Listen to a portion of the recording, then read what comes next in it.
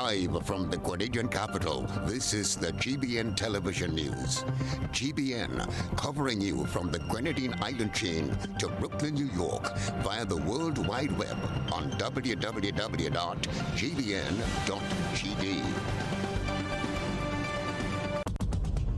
The news headlines is brought to you compliments GUT Credit Union. I'm reaching my dreams with GUT. They're the ones for me. I'm reaching my dreams with GUT. They're the ones for me. Since 1983, they've been serving the country, and we like all their financing, giving the people what they want, what they need, what they love. Come and join the family that's here for you all the way, from birth to graduation, your first job to your home and your car through your golden years. The GT Credit Union has been actively supporting nation building through its many sponsorships and programs, including financial literacy quiz, Pass the Torch Calypso program, junior cooperatives in secondary schools, CPEA, and the TAMCC grants. The credit union has helped many people make their dreams come true. Let them help you with yours. You don't have to be a teacher to be a member. So what are you waiting for?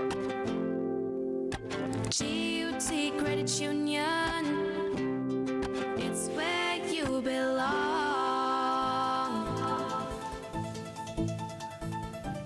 This is the GBN Television News for Tuesday, the 14th day of July, 2020. In the headlines, Twilly Joseph sentenced to 30 years in prison for the murder of 9-year-old Ariel Bola. Prime Minister Mitchell chides Grenadians for disregard of COVID-19 regulations. Health Minister says loopholes are still possible, which will threaten the preparations made for the reopening of Grenada's borders. Lawyer for businessman Dossett Charles calls for the arrest of Permanent Secretary in the Ministry of Finance for money owed. In the sports news, Prime Minister congratulates West Indies on win against England. And in Around the Globe, Jamaican government to enforce COVID-19 rules for visitors. And experts say global economy shows hesitant signs of recovery. Good evening from the Grenada Broadcasting Network. I'm Kenroy Baptiste. The details after this. Get high making money moves with the NLA's new Aces High Scratch game with 4 chances to win. Beat the dealer's card to win the prize shown. Reveal an A symbol. And just like that, you are automatically a winner. Scratch away to win the top prize of $10,000. Win easy with Scratch. Must be 18 or older to play. Thanks for joining us. The gruesome murder of 9-year-old Ariel Bola in 2017 sent emotional shockwaves throughout the country and mixed emotions when it was discovered that her killer was a teenager. Last week, his fate was delivered at the hands of High Court Judge Paula Guilford, but many still believe the sentence is not enough. Chairman Blackman-Stephen has this report. Twilly Joseph of Grandin St. George is sentenced to 30 years in prison for the death of 9-year-old Ariel Bola, who resided at Frequentin St. George in 2017. The sentence was handed down by Justice Paula Guilford on Thursday at the No. 1 High Court.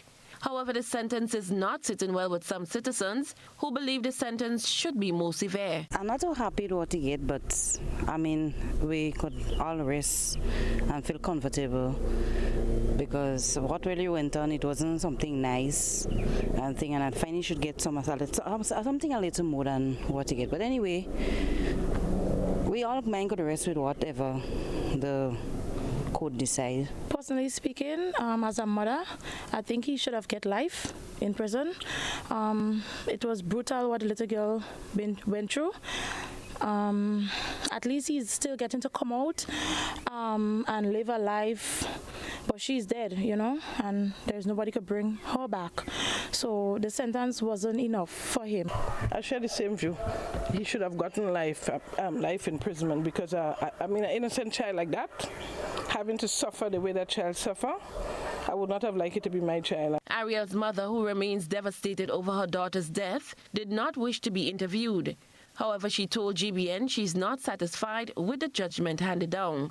One legal luminary who did not wish to be officially interviewed told GBN that a 30-year sentence against Joseph is in fact a life imprisonment sentence. He said that certain matters must be taken into consideration, such as the guilty plea to non-capital murder and the fact that the crime was committed by a juvenile 17 years old at the time.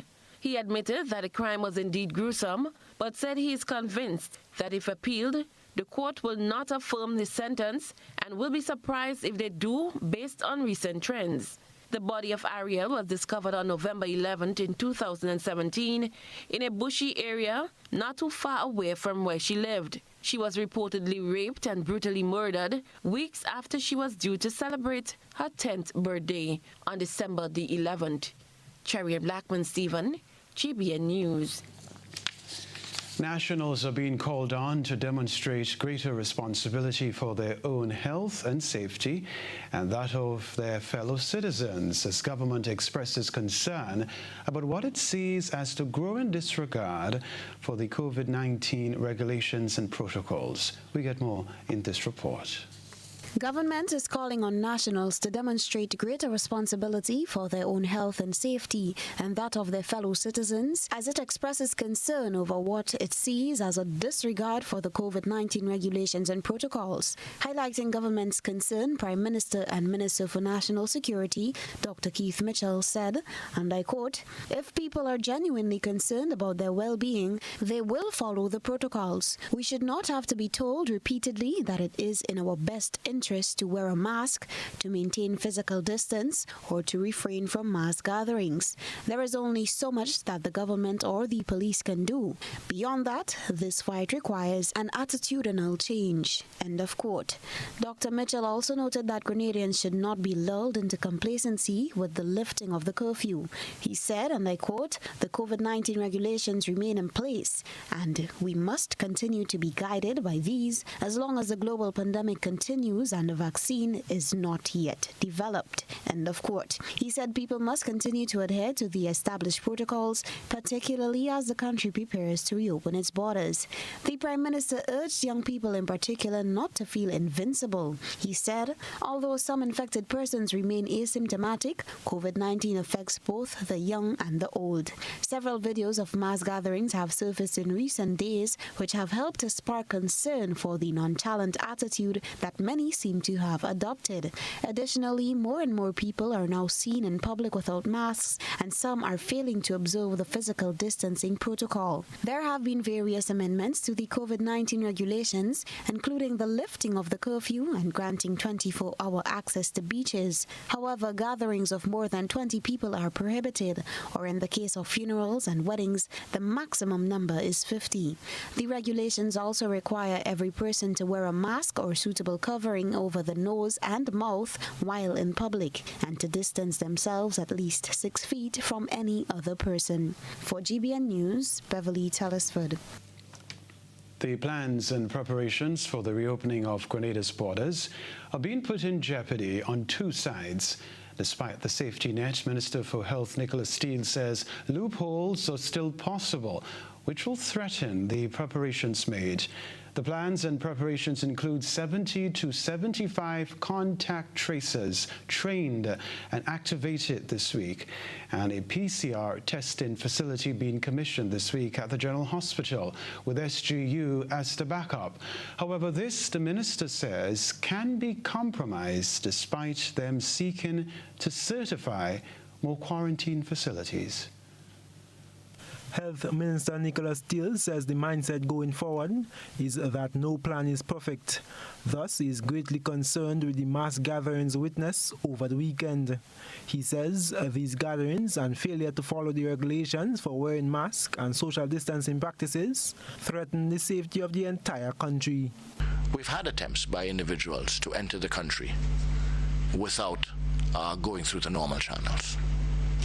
We have had attempts of individuals trying to enter the country without going through the normal channels. We have been able to find and stop them before they entered the country. But what if someone does get through? What if that someone did get through, and the unfortunate gatherings that we saw over the weekend, that such a person was there with the infected with the COVID-19. Minister Steele adds that community spread will be enabled with the mass gatherings that are ongoing and cautions against such, while noting the culture of Grenadians. We would have a sudden increase in community spread for two reasons, two very important reasons. One would be because someone did not respect our borders and our controls, but two, more importantly, because we as a community didn't respect our own protocols of not having mass gatherings or wearing the mask and maintaining social distancing. Acting Permanent Secretary Dr. Francis Martin confirms he has personally witnessed individuals being escorted from Grenada's borders. That particular experience I spoke about was one of our ports. It was a yacht who attempted to get in with some passengers on board that did not go through the normal procedures for us protecting our borders. And when the yacht approached, I was called, and we follow our normal protocol and have the Coast Guard escort the yacht outside of our waters. A day later, we were able to confirm that the yacht was outside of our jurisdiction and outside of our region.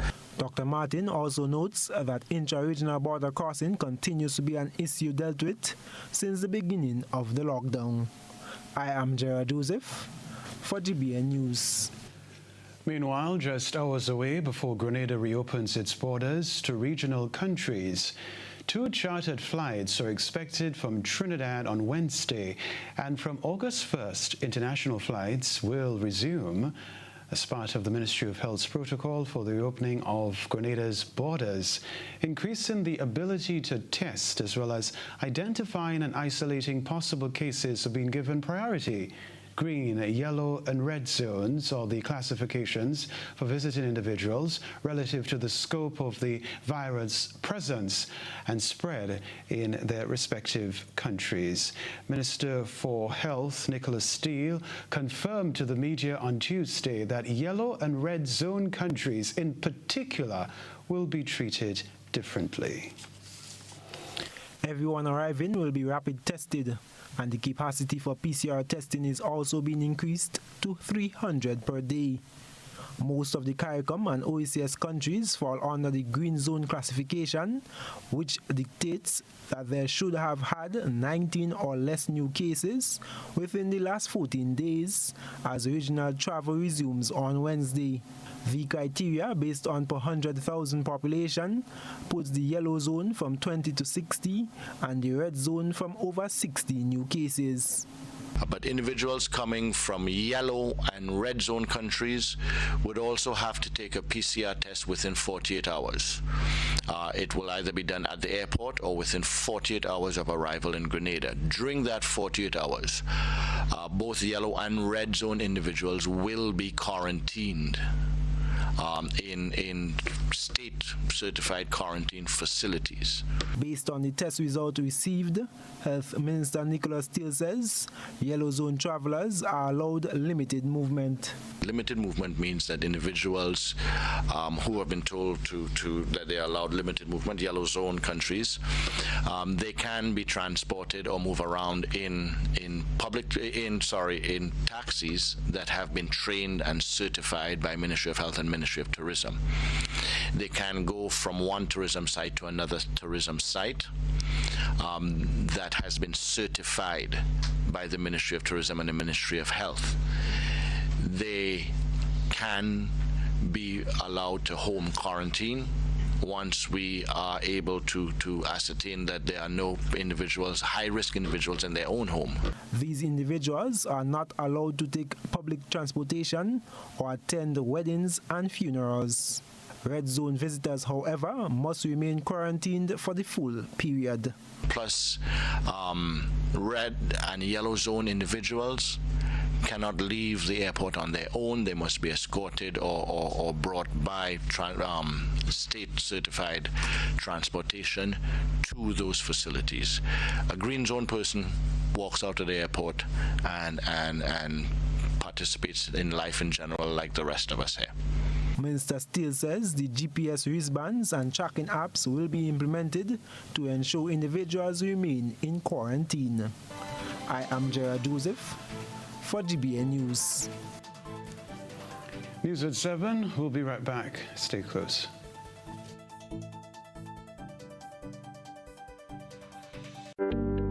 There's a reason we have been here to serve you for the past 40 years. A reason we have continued to grow. A reason we have continued to celebrate. That reason is you. We have been here to help you plan for your future and here to help you celebrate your achievements. We continue to be here, even when the future seems unclear. Because one thing is certain, you're the reason we care. Republic Bank, we're the one for you. Who wants to save 30%? Everybody. Now more than ever, Flow understands the need to make your dollar stretch. Our new bundles can help you save 30% off your current bill. Plus, get a free speed upgrade on your in-home internet. Simply add your mobile to your current home services account and save 30%. It's easy. Sign up now and save. All on the best fixed and mobile network on island. Visit a Flow store or call us at 1-800-804-2994 for more information. Flow, keeping you connected. Terms and conditions apply. Easy living should be convenient. With Grenneck, it is. Dial 237 for any Grenneck department, or for customer service, streetlight outages, or if it's unsafe to trim a tree near a power line. For streetlights and service issues, please note the pole number. From just about anywhere, you can also check your bill balance and other account information. Just keep your Grenneck access number handy. Dial 237 for Grenneck. It's that easy. Grenneck, energizing our Grenada. Our superheroes are all among us. They don't wear capes nor have superpowers.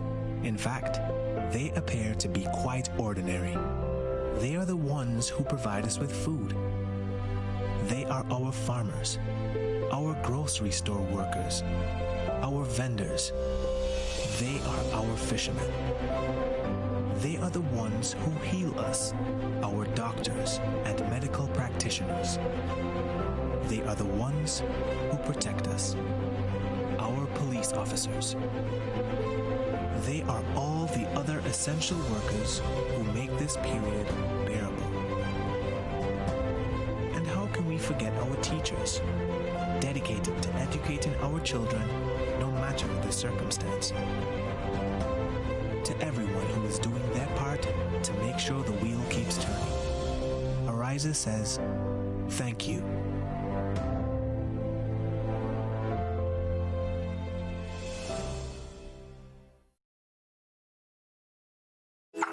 How going on, boy? Hey, good old things. Hey, easy. Yeah. Boy, in line, boy. Your house looking a real good day. Boy, it's thanks to the hard-working and professional staff at the Housing Authority of Grenada. They handled me real nice. They did my plan, they did the construction, and I didn't even have to worry about a thing. They were there with me every step of the way, supervising the job, asking me about my concerns, giving me feedback as the house took shape. They were there from start to finish, and even put the keys in the palm of my hand. I give them an A++ for customer service. Oh, it's people from housing bad, boy. Boy, not bad. Excellent. If you're thinking about constructing your home, why not consult the Housing Authority of Grenada? You could visit them right down in the Sandino complex, or give them a call, 440-1015 or 440-1016. Or check out their website, hag473.com. They go handle you. They go jog your blocks, they go draw your plan, they go tote your materials. Hey man, where you going? The Housing Authority of Grenada is your choice for affordable housing and a stress-free construction experience. Your mental health is important to us. To safeguard your mental health during this COVID period, stay connected to loved ones through digital methods if necessary to make contact. End stigma and discrimination against suspected persons, their families, and those who may become infected with COVID-19. Be kind. They are Grenadians too.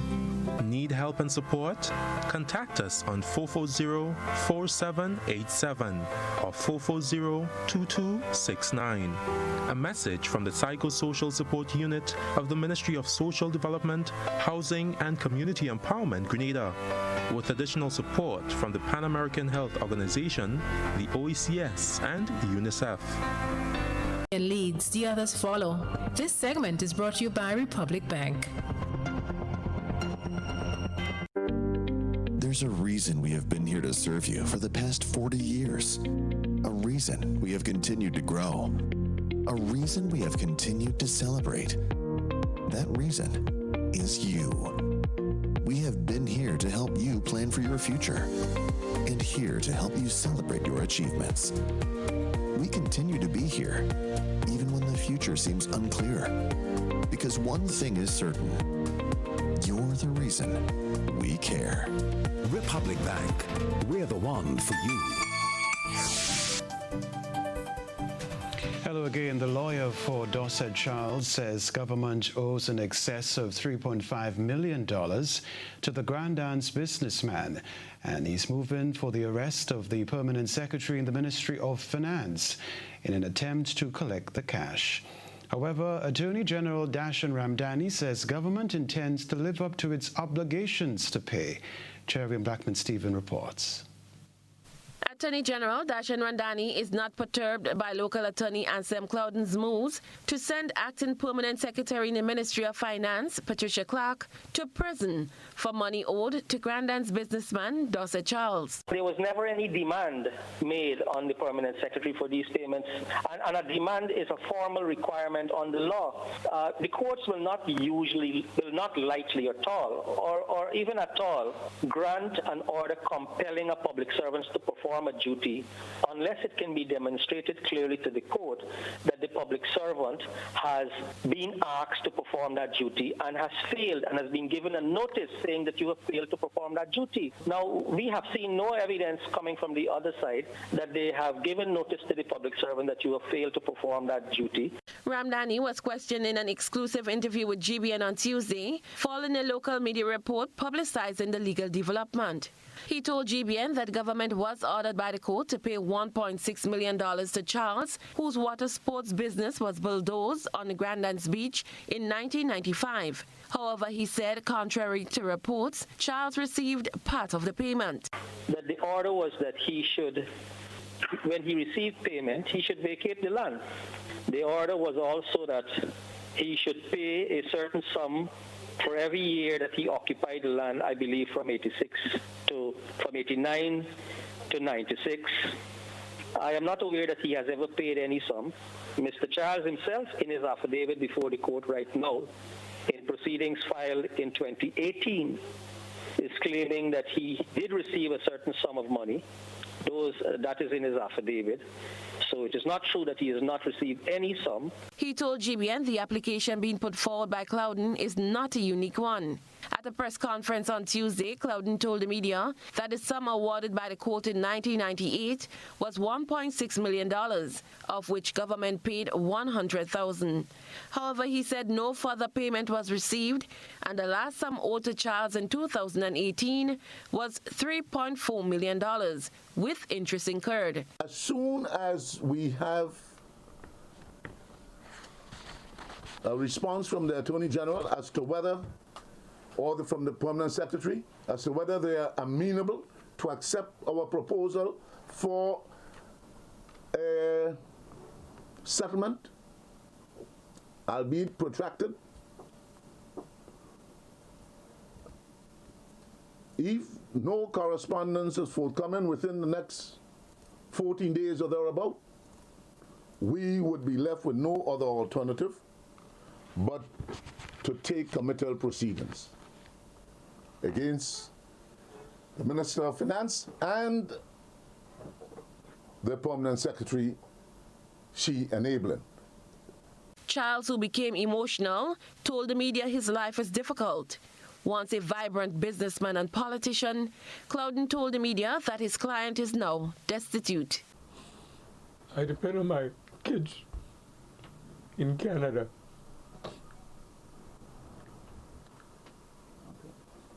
We are going to explore every possibility in alerting these international institutions of the reluctance, the neglect of the government to honor its long outstanding debt to one of its destitute citizens, Mr. Dorset Charles.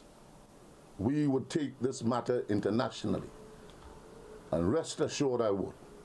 Cherry and Blackman Stephen, GBN News. Now, a need for infrastructural work is among issues that led to the closure of the St. George's Market Square last week. In the meantime, government officials have been meeting with market vendors to ease the tension there brought about in recent days while hearing their concerns. Details in this report. Today's meeting with the vendors at Market Number 1, the Spice Market, proved fruitful and points were raised and received in a relaxed atmosphere. Not only was protocol for resumption of operations established, but infrastructural changes were discussed. Sanitization work is currently being done at the market until the end of this week, and an inspection will be carried out on Friday, after which the ministry will announce the resumption date of services within the market. One of the most important tasks accomplished today was the completion of forms for the resumption of vending in the market. Permanent Secretary in the Ministry of Infrastructure, Marina Jessamy, said during the 3 months in which the vendors were home, while trying to provide support from the stimulus package for market vendors, the ministry realized the need to update its list of vendors operating within the market. The information of our vendors is not updated. We don't have their contact numbers. Some of them don't have booths, or the booths have no number. The registration is not up to date. So this simple form will help us capture information. It has the date, the name of the vendor, the telephone number, the type of license. Some are spice vendors, some are selling clothes, some are selling food. We hope that this process will really help us to update the list of vendors to make sure that we know how many spice vendors we have, how many vegetable vendors we have, how many are doing like what we call variety stores, mini variety stores. And it will help with the administration of the market. P.S. Jessamy says many issues were addressed in a professional manner today, and the ministry is ready to collaborate with the occupants of the market to remedy the problems. I believe that the question that came out today are the same as yesterday. Issues about security, the use of obscene language, the challenges with vagrants in the market. We want to establish sanitation sinks. Some of the sinks are already there, but they need replacement. Some have issues with water. But the cleaning of the market must be a partnership. We have issues where the cleaners would say, vendors throw things on the ground to say, that is for you, So we need public education as well on how to keep the market clean. The sanitation process that you see ongoing is to clean the drains, the drainage system, because of the water not running properly. We are looking at the slope of the drains to correct that, and then the grills that are not in good condition will be replaced. Tomorrow, government officials will meet with the commercial vendors within the market to iron out issues they themselves have been faced with. For GBN News, Beverly Telesford. The story to report textbooks and e-books will be used side by side in 2020.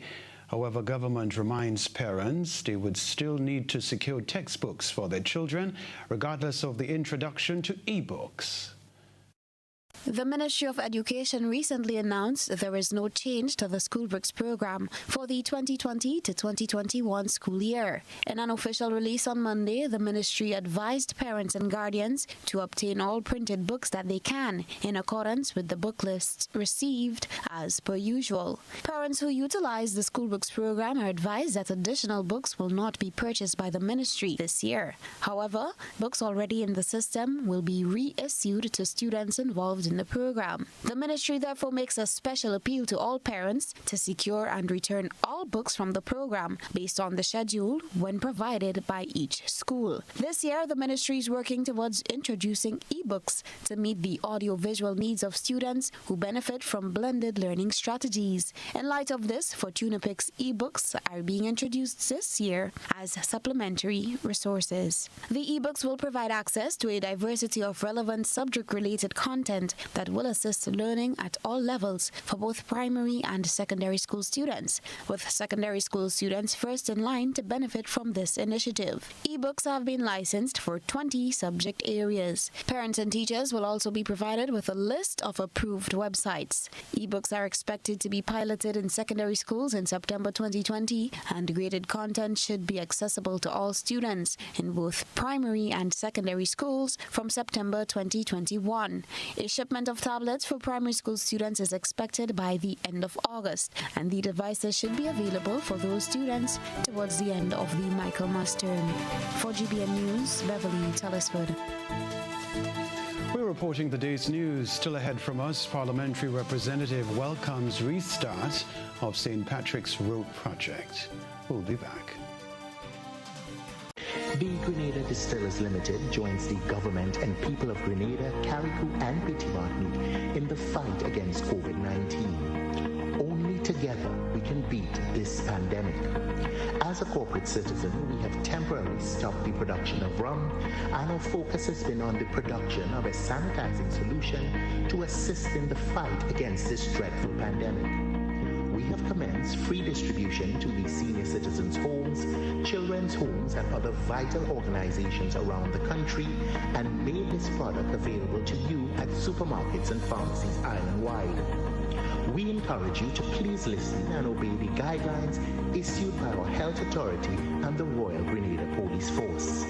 Together, and only together, we can beat COVID-19.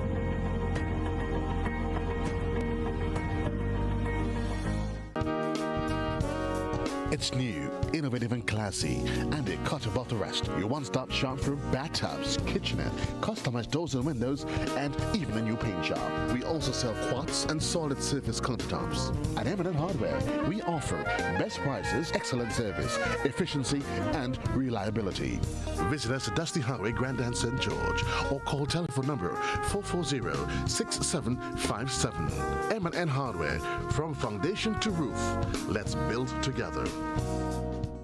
Are you looking for quality herbs and herbal supplements, or are you thinking about having a complete body cleanse to jumpstart your health? Then no need to look further. Visit Nirvana Natural Health Clinic, Detox Center, and Natural Health Store. We carry a wide range of herbal products for kidney and gallstone cleansing, male sexual enhancement formulas, asthma and sinusitis, gas and bloating, acid reflux, constipation, arthritis, imbalanced hormones, female health issues, liver cleansing, weight loss, and so much more. Also available, colonic irrigation, holistic health consultations, essential oils, and diffusers. Look out for our online natural health store coming soon. Call 231-6642 418-7115 or 449-7753 to find out about our delivery options or to book an appointment. Visit us at Belmont St. George's, close to the Foliage, Monday to Saturday, 9 a.m. to 6 p.m. Nirvana Natural Health Clinic. Detox your way to health.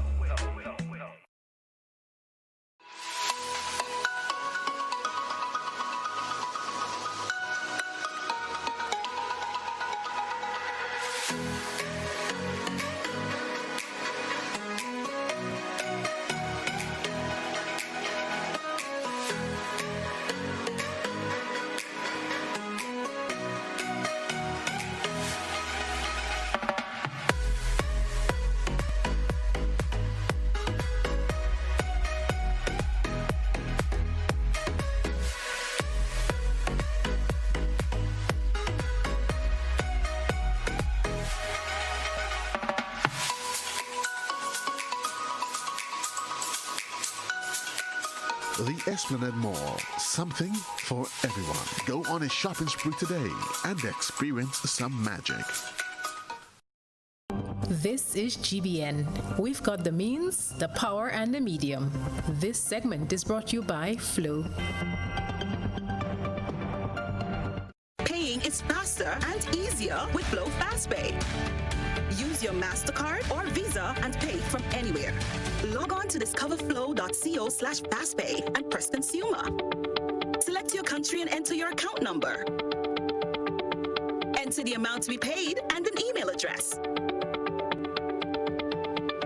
Enter your credit card information. You'll receive a payment confirmation with the transaction details, along with a receipt to your email address. It's fast, safe, and easy. Flow, keeping you connected. We're back. St. Patrick's Road Upgrade Project, which was put on hold due to COVID-19, has recommenced with more than half of the work completed there. Here's the report. The St. Patrick Road Upgrade Project began just over 1 year ago in June and was scheduled to be complete by June this year. However, due to the onset of COVID-19 and the halt of work in the construction industry, November has now been established as the new deadline. Since last year, GBN has been following the development and has previously reported residents welcoming the widening of the road and establishing of proper drainage. Minister for Works and Infrastructure Gregory Bowen, while visiting the site, says negotiation has commenced for the second phase of the $22 million project. This was a project of about over $20 million and funded by OFID, the OPEC Fund for International Development. So we had to split it in two. And we split it in such a way, working with the consultants, that not all of the jobs happened on St. Patrick's East. The other part of the job is ready to go, designed and everything, and we are now prepared to talk with OFID so that we can have on the western side all the roads that were omitted so that we can flow from one into the next. And remember, it is one project already tendered. It's just that the funds are not there, so we just have to apply to OFID now and say we want to do the second piece. And I have had initial contact with them already, and they are willing to do the funding. Parliamentary representative for St. Patrick East, Pamela Moses, says she is satisfied with the first phase of the St. Patrick's Road project that runs through both constituencies, East and West. She is especially happy about the construction of the Pointsville Bridge, an important structure that serves most of the villages in the parish. Fixing this bridge, building it at such a high standard would of course solve this problem. So I see that the foundation is deep enough. I see that it's wide enough. I see that it would be able to cater for any level of rain that would fall again. And so this would, of course, contribute significantly to the community in terms of, handling their level of productivity, handling emergencies. It would really help the entire parish and, of course, the island. The bridge is set to be complete within 3 to 4 weeks. The project will see the construction of culverts, drains, retaining walls, concrete reinforced sidewalks, and more. For GBN News, Beverly Telesford. Well, 25 inmates at Her Majesty's prisons are set to benefit from the Empower 2.0 project. Here's all we can tell you. The project was launched on Thursday, the 2nd of July at Her Majesty's prisons. It is a collaboration between the Ministry of Youth, Development, Sports, Culture and the Arts and Her Majesty's prisons. The Empower project is a training project conceptualized to specifically target young males ages 18 to 30 who are unemployed. Here's more in this report. The project at the prison will run for 12 months and focus primarily on soft skills as well as technical and vocational skills in the areas of agriculture and beekeeping. Permanent Secretary with responsibility for youth development, Mr. Norman Gilbert, encouraged the participants to become fully engaged in the training program. Throughout the course of the year, you are going to be engaged first, as Mr. Short said, from next week in the soft skills, the life skills.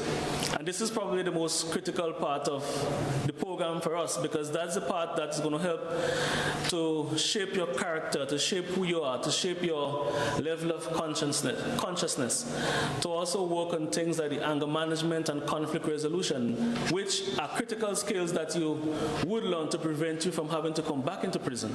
We'll also be looking at a number of other areas as part of the life skills or the soft skills. Minister with responsibility for youth development, Honorable Kate Lewis, in addressing the 25 young men, emphasized the importance of rehabilitation. Investment in programs at Her Majesty's prison or programs for prisoners are very important and most cost-effective ways to preventing reoffending with significant benefits not only for the individuals but also for public safety. Commissioner of Prison Mr. John Mitchell encouraged the young men to remain committed to the pledges made towards becoming success stories. You have an opportunity to change yourselves, to change society. This is the reason why these programs are held. It's not just held so that you can leave the prison and come up here. I say to you, if you think that's the reason why you have volunteered to be in this program, then you can just put your hands up now and say, listen, this is not for me. But if you know within your hearts that you want to change, that you want to be a better person for your sons and daughters, you want to be a better person for your community, then remain in this program. July 6, 2020 marked the start of the developmental training sessions for the registered participants. It will run up to August 27th. Reporting for the Ministry of Youth Development, Sports, Culture and the Arts, I am June Paul. Thank you, June. All right, time for this evening's GBN EyeSaw, compliments Clear Vision Eye Center. A good eye captures all. GBN EyeSaw is brought to you by Clear Vision. You know us, but we knew. You feel at home with every visit. An experienced team offering personalized courtier service and trendy brand name lifestyle products. Changing the vision care landscape one customer at a time.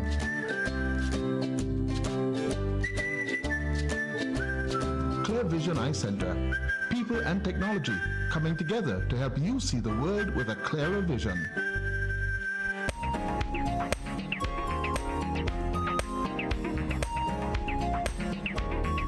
Tonight's EyeSaw is an eyesore.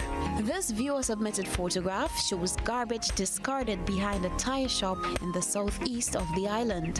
The photographer was disgusted with the manner in which the waste was strewn across the area. You can send in your photo and video submissions via WhatsApp on 405-3052 or on our other social media platforms. At Communal, we are adapting to meet the changing needs of our shareholders and members. Times are changing, and with the changing times comes a whole new way to do business. Our parents may have done their banking a different way. Communal's state-of-the-art online banking and international debit card allows members to do business with great ease. It's like literally having a branch in your very own hands. Need a loan? Apply online from the comfort of your own home anywhere in the world, and your request will be dealt with remotely. Want to transfer between your accounts or another shareholder? No wait time for transactions to update. Voila! Who needs receipts when you can receive them via e-statements on your mobile device and save the environment? Not a Communal member? You can join our family today by applying online. At Communal, we see you working hard to ensure that you save, invest, and grow. Communal. Join us today. This will be the best financial decision you have ever made. The Grenada Distillers Limited joins the government and people of Grenada, Carriacou, and Petit Martinique in the fight against COVID-19. Only together we can beat this pandemic. As a corporate citizen, we have temporarily stopped the production of rum, and our focus has been on the production of a sanitizing solution to assist in the fight against this dreadful pandemic. We have commenced free distribution to the senior citizens' homes, children's homes, and other vital organizations around the country, and made this product available to you at supermarkets and pharmacies island-wide. We encourage you to please listen and obey the guidelines issued by our health authority and the Royal Grenada Police Force. Together, and only together, we can beat COVID-19.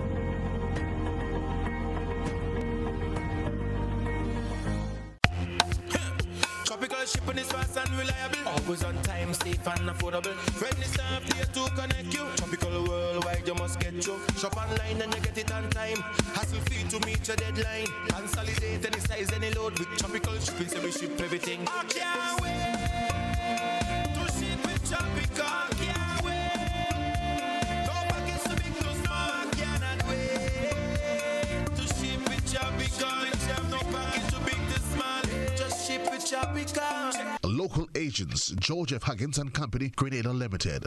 Telephone number 440-8787 or visit our website at www.tropical.com. Email us at grenadasales@tropical.com. Tropical Shipping, committed to island life.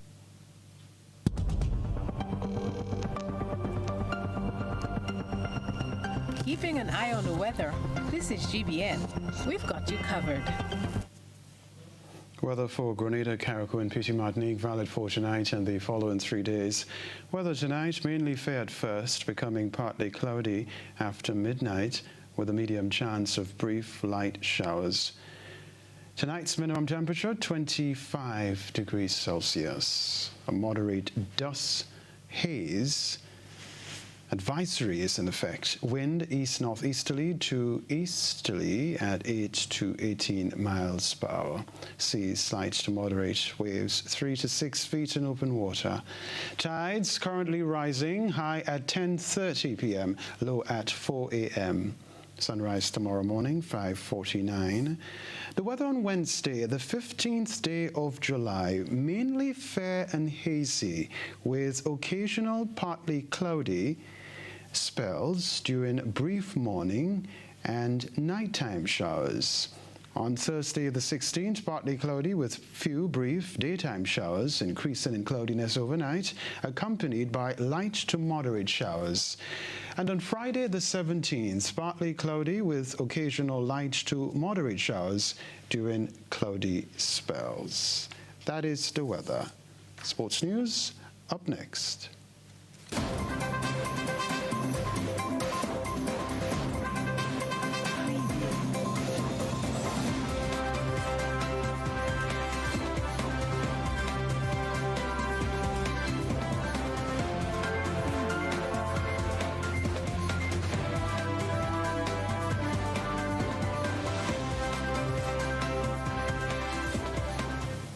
Good evening, sporting fans. Prime Minister Dr. Keith Mitchell has commended West Indies for their win against England in the first of 3 test matches.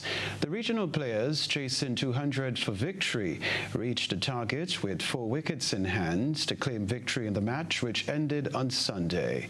Dr. Mitchell, an avid cricket fan and player, was happy with the team's victory. He said it was a well-fought victory and it should serve as motivation for the team as they prepare for the remaining matches. The Prime Minister said Jermaine Blackwood had a superb innings, rescuing the team from a shaky start and contributing 95 runs as the West Indies reached 200 for 6. He said, quote, "I think the important thing here is for the players to maintain consistency. I am fairly confident in the bowling lineup, but we have to ensure that the batsmen can deliver as well.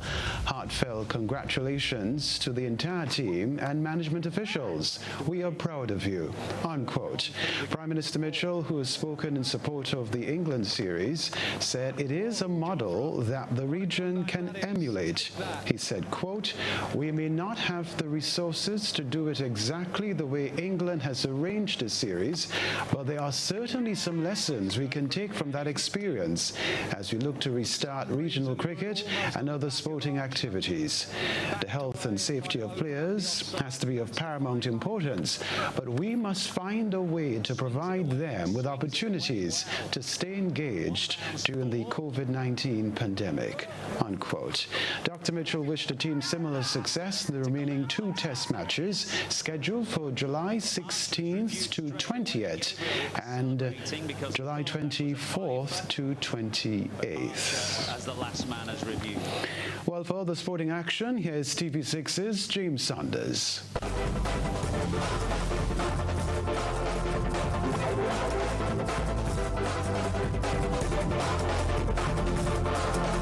are riding the high horse at the moment as praise continue to pour in for the West Indies, or that's after the defeat of England in the opening test. And the chorus of approval includes former international player Ian Bishop, who is proud of the lads in maroon and that they did their job in the tour opener. Bishop also gave the thumbs up to captain Jason Holder for the manner in which the all-rounder led the side. It was a momentous occasion for the people of the Caribbean as the West Indies beat England by 4 wickets on the final day of the opening test in Southampton on Sunday. That gave Jason Holder's side a 1-0 lead in the 3-game series. Former cricketer Ian Bishop, who is doing TV commentary on the matches in England, is indeed a proud man. It would not have been an easy decision to travel to the UK in the midst of a global pandemic with the infection rates and the unfortunate death numbers that have taken place at what should be called and termed ground zero of Europe.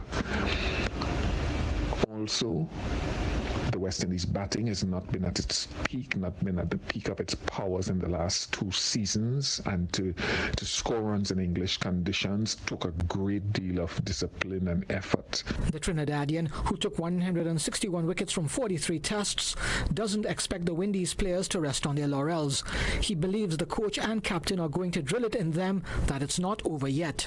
Jason Holder and Philip Simmons would have the team covered with regards to any advice of keeping up the intensity. They'll remind the players that Joe Root, a world-class batsman, will be back.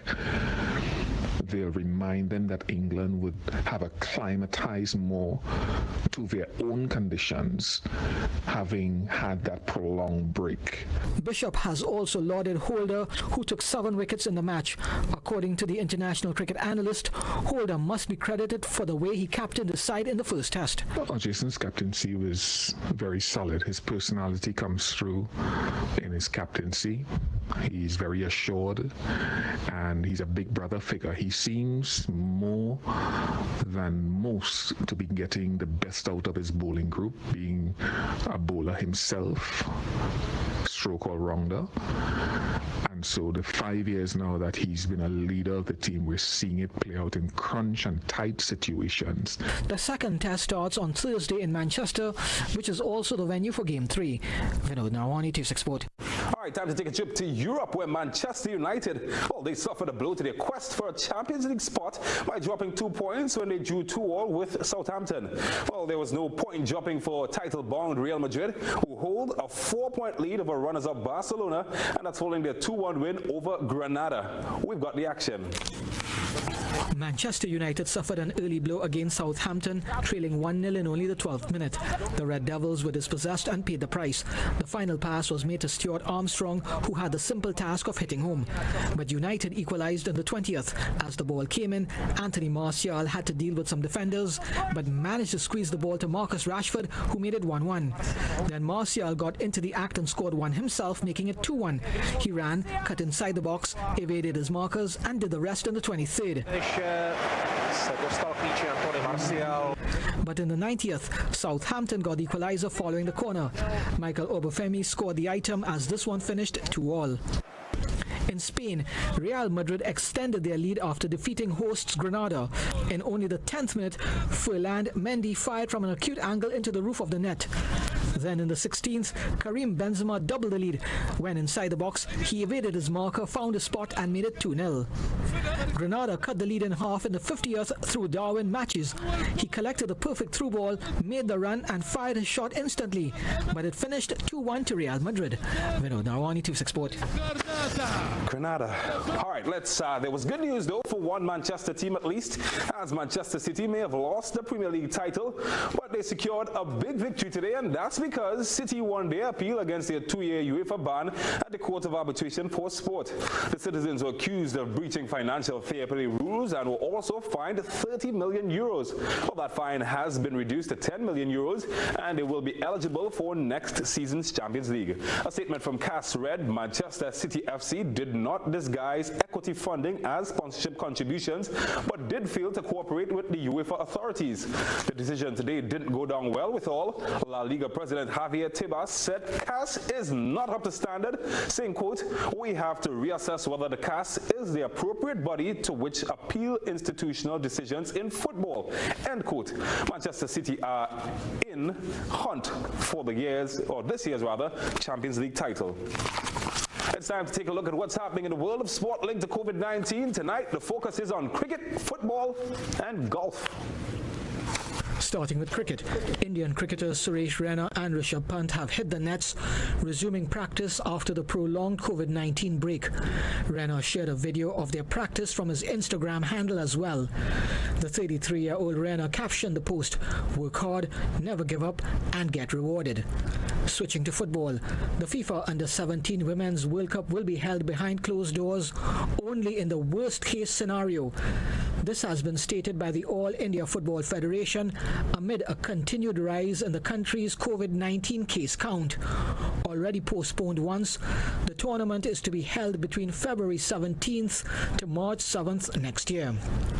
And in golf, the PGA Tour has confirmed that all events for the remainder of the 2019-2020 season will be played without spectators due to the ongoing coronavirus pandemic.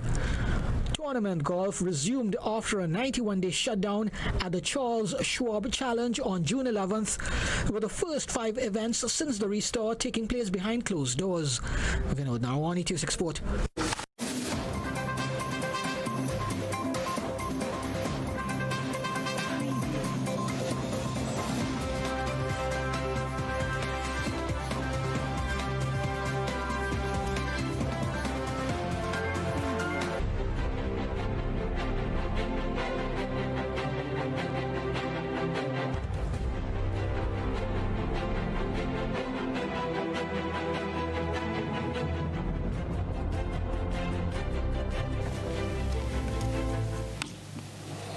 This is around the globe. In Jamaica, changes are being put in place to ensure tourists comply with measures to prevent the spread of COVID-19.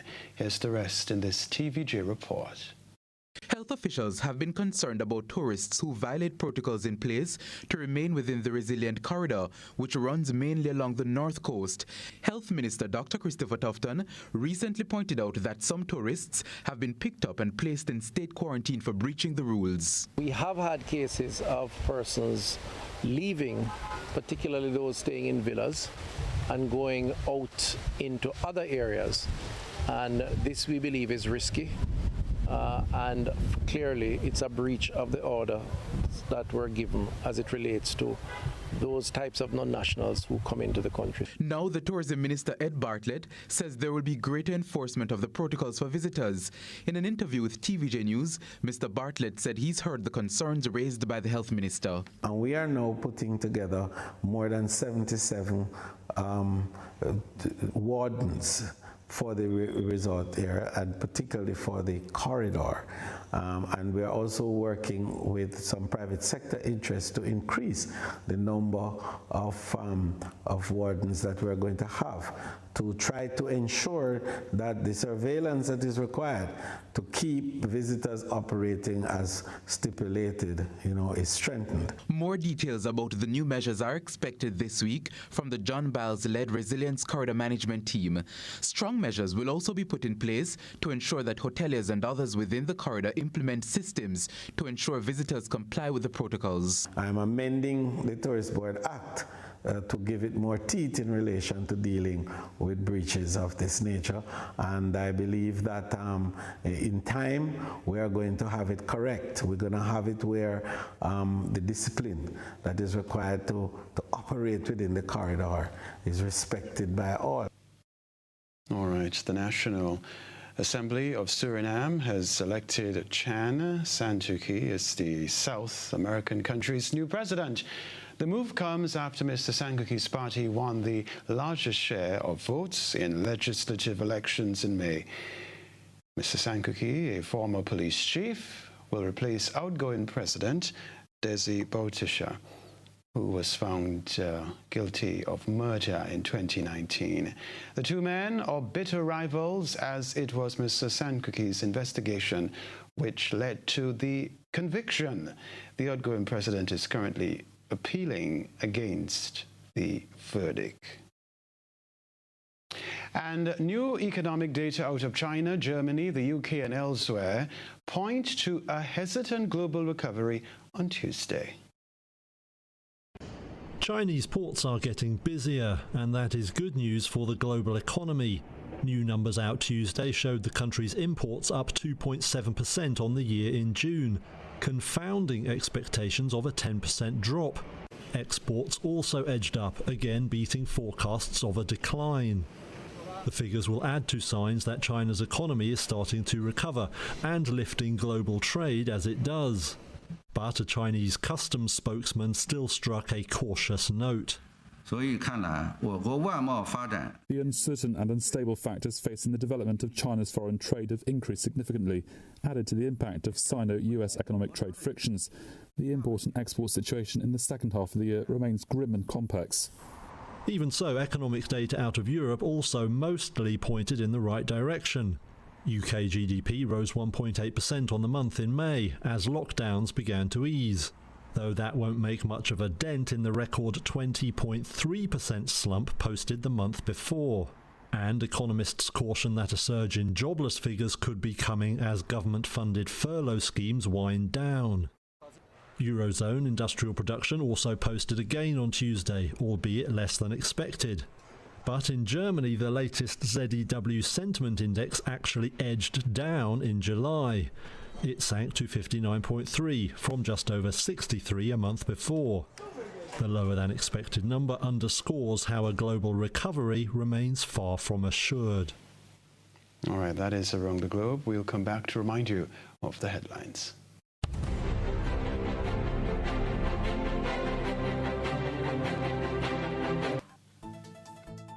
A reminder of the headlines. Twilly Joseph sentenced to 30 years in prison for the murder of 9-year-old Ariel Bola. Prime Minister Mitchell chides Grenadians for disregard of COVID-19 regulations. Health Minister says loopholes are still possible, which will threaten the preparations made for the reopening of Grenada's borders. Lawyer for businessman Dorset Charles calls for the arrest of Permanent Secretary in the Ministry of Finance for money owed. In the sports news, Prime Minister Mitchell congratulates West Indies on win against England. And in Around the Globe, Jamaican government to enforce COVID-19 rules for visitors. And experts say global economy shows hesitant signs of recovery. If you missed any part of this newscast, a repeat of it will be broadcast at 10 o'clock tonight. Continue to follow us online, gbn.gd, on GBN Television Facebook page and YouTube channel for these and other stories. I'm Kenroy Baptiste. That completes the news. We'll see you next time. Good night.